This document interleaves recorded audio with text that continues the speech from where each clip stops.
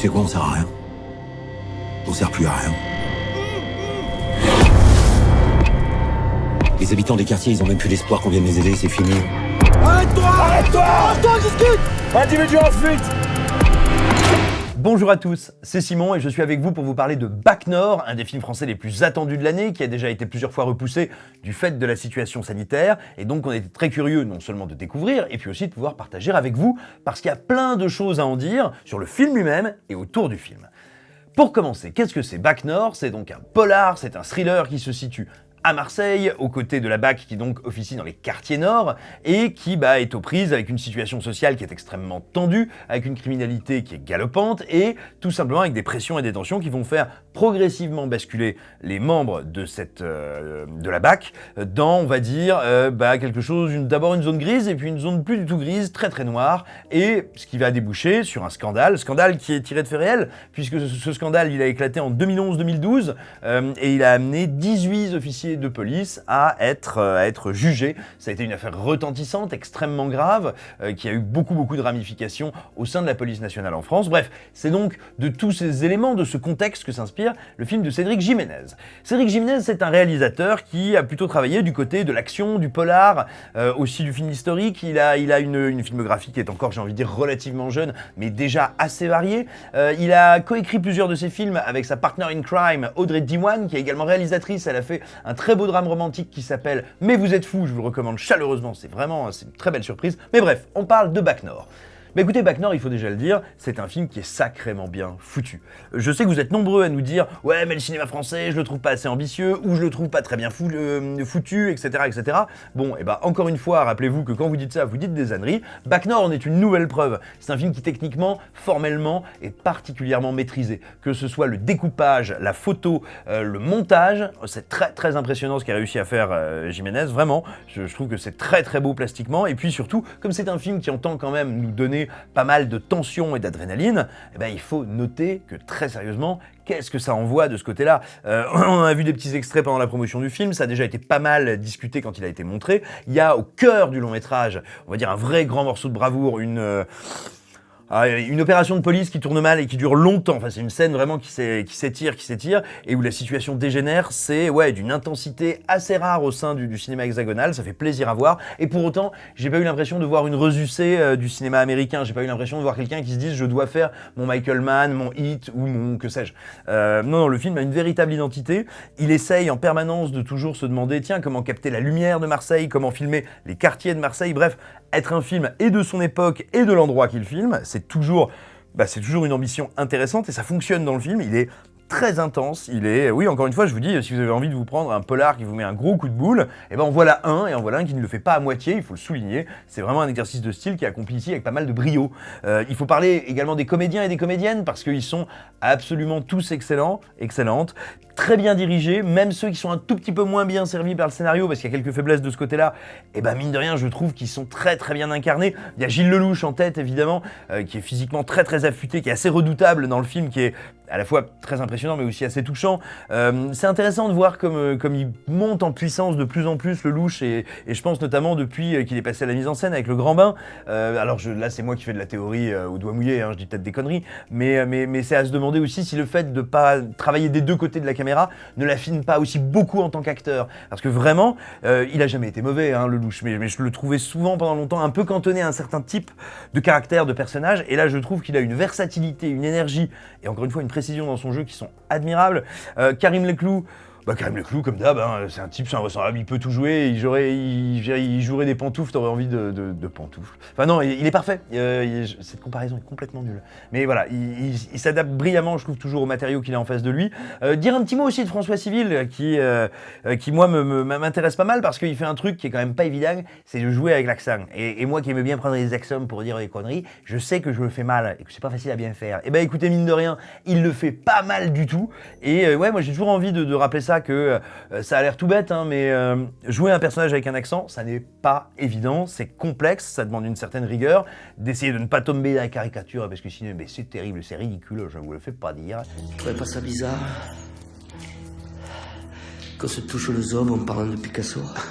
Faut parler également des rôles féminins, qui font partie justement des rôles que je trouve un peu plus attendu, un peu plus classique, pas mal écrit, hein, mais voilà, pas particulièrement bien servi par le récit, et bien que ce soit Kenza Fortas ou Adèle Exarchopoulos, pareil, elles font super bien le job, elles impriment la pellicule, mais nous ne sommes plus à l'époque de la pellicule, mais elles impriment l'écran, l'image, sitôt qu'elles apparaissent, donc voilà, ça fait plaisir de voir l'ensemble d'un casting aussi bien dirigé, bien mené, dans un film qui est aussi vif, nerveux, qui assume le genre dans lequel il veut s'inscrire, et qui le fait très bien.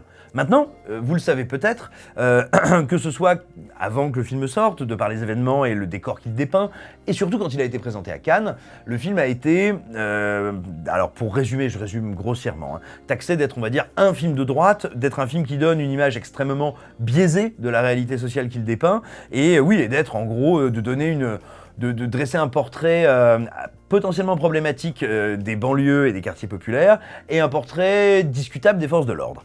Alors, qu'est-ce qu'il en est? Déjà, tout d'abord, un petit préalable, moi je suis pas là pour donner les bons et les mauvais points, pour vous dire c'est horrible, c'est un film de gauche, c'est un film de droite. On peut faire d'excellents films de gauche, on peut faire d'excellents films de droite, et on peut faire de très mauvais films de tous ces bords.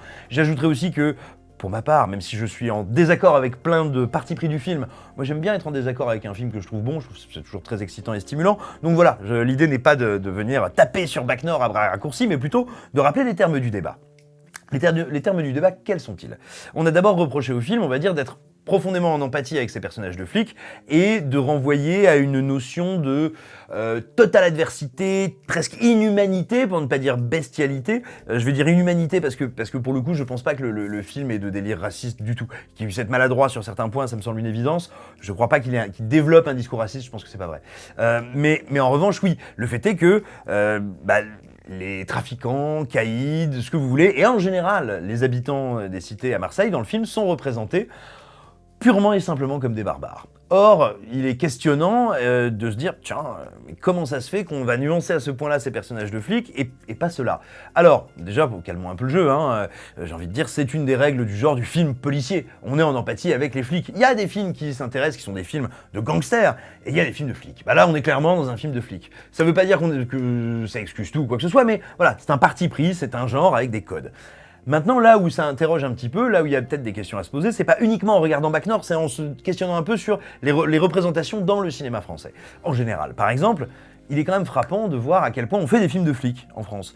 Notez par exemple un film comme Les Misérables, qui est un film que j'aime beaucoup, hein, je le dis pas comme une attaque, mais vous voyez, même Les Misérables, qui est un film qui se veut en empathie, on va dire en humanité avec les territoires qu'il filme, c'est encore un film de flic. C'est un film où on va questionner, certes, l'action de la police et la vie de la cité et les différents groupes qui constituent le corps social, mais on va quand même le faire avec le prisme des flics. Et effectivement, moi je suis frappé et toujours un peu triste de constater qu'il y a une grande partie plutôt la partie de la production hexagonale qui est la plus visible, la plus mise en avant, c'est systématiquement celle-là, qui a bien le droit d'exister et qui est bienvenue. Mais il y a des contre-champs, il y a d'autres points de vue qui existent également dans le cinéma français, qui méritent d'être mis en avant parce que ce sont aussi d'excellents films. Et on en a eu tout récemment, je pense à Gagarine, qui aurait dû être à Cannes en 2020, qui est une merveille absolue. Foncez le voir, absolument, c'est un des plus grands chocs esthétiques que nous ait offert le cinéma français, et puis le cinéma tout court ces derniers mois. Mais il y a aussi, encore plus modeste, et qui pourtant n'est pas moins brillant, et qui était présenté à Cannes 2021 pour le coup, le nouveau film de Hafsia Herzi, comédienne et réalisatrice, qui s'appelle Bonne Mère, qui est une plongée du coup, très loin des questions policières, mais pas moins loin des questions sociales, dans une cité, à Marseille. Et en fait, voilà, moi, je n'en veux pas à Bac Nord de prendre le point de vue qui est le sien. Je regrette en revanche que ce point de vue soit celui qu'on commente et qu'on met en avant le plus, alors qu'il y en a plein d'autres qui existent au sein du cinéma français, qui ont droit de citer, et qui en plus nous fournissent des putains de bons films. Après, en revanche, là où il y a une question, effectivement, qui a été... là où Bac Nord a été un peu pointé du doigt, c'est qu'en gros le film, non seulement est un film du point de vue des flics, mais c'est un film qui prend leur parti. Parce qu'on pourrait être du point de vue des flics, mais avoir un regard très critique sur l'institution policière. Là, c'est pas le cas. C'est-à-dire qu'on nous parle quand même de flics qui deviennent de purs criminels. Il faut rappeler un petit peu que l'énorme affaire à laquelle fait référence avec plus ou moins de proximité le film, c'est quand même, enfin je veux dire, on a quand même c'est un procureur de la République française qui a qualifié quand même les 17 ou 18 officiers de police qui ont été mis en accusation de gangrène. Un truc où on parle d'enrichissement personnel, de détournement de fonds, de prise totalement illégale, de drogue, d'argent, enfin des trucs mais surréels. Et en fait, quand on les passe ici en fiction, c'est quand même pour nous dire que ces flics, ils ont gros sur la patate, que leurs supérieurs leur mettent tellement la pression, c'est tellement dur, et puis que leur métier est tellement dur que finalement on en arrive là. Et je trouve déjà que c'est un peu court comme excuse, c'est-à-dire que si d'un côté on dit, mais vous comprenez, c'est le contexte qui les pousse à agir ainsi, bah, je me demande pourquoi le film ne traite pas de la même manière leurs adversaires, c'est-à-dire que si c'est le contexte qui pousse les flics à devenir des criminels, est-ce que ce n'est pas le contexte qui pousserait les criminels à criminer? Enfin voilà, je trouve que c'est un raisonnement qui est très discutable et qui peut être mis en question. Et puis enfin, ouais, je trouve ça un peu rapide, oui, tout simplement. Pourquoi est-ce que d'un côté le contexte est décisif et pourquoi de l'autre on n'a même pas droit à du contexte? Encore une fois, c'est certainement pas pour dire ah voilà le bien, voilà le mal. Si vous regardez un film comme Assaut de Carpenter, qui est un absolu chef-d'œuvre, on peut pas dire qu'il y ait une emphase et un contexte mis terriblement sur les ennemis des policiers. Même au contraire, ils sont quasiment exclusivement renvoyés au hors-champ, devenant vraiment une menace invisible, fantomatique, spectrale. Donc ce que je veux dire, c'est qu'il n'y a pas de réponse simple, il n'y a jamais de réponse définitive à ces questions qui passent par la mise en scène et par la représentation. Mais voilà, je voulais aborder le film que moi j'ai trouvé extrêmement réussi dans son exercice de film de genre et très intense et qui tout simplement, je pense, fera passer un moment excitant et intéressant à tous les spectateurs qui sont en recherche de ça. Et puis je voulais aussi rappeler un petit peu les questions que soulevait le film autour de lui, sans forcément être dans l'ordre de la mise en accusation, mais parce que je pense que toutes ces questions, elles sont extrêmement intéressantes, pas uniquement pour analyser Bac Nord, mais pour analyser notre polar français, et aussi parce que, tout simplement, la meilleure façon de débattre d'un truc, c'est quand même d'en débattre un peu posément et sans commencer à se jeter des anathèmes à la figure. Voilà, donc je voulais revenir sur tous ces points, tout en vous rappelant combien je trouve le film assez formidablement exécuté.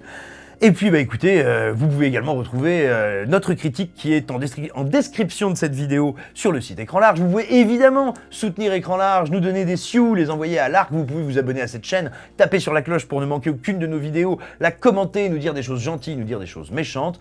C'est l'été, on espère que vous allez bien et que vous avez chaud, on vous fait de gros bisous. Stop.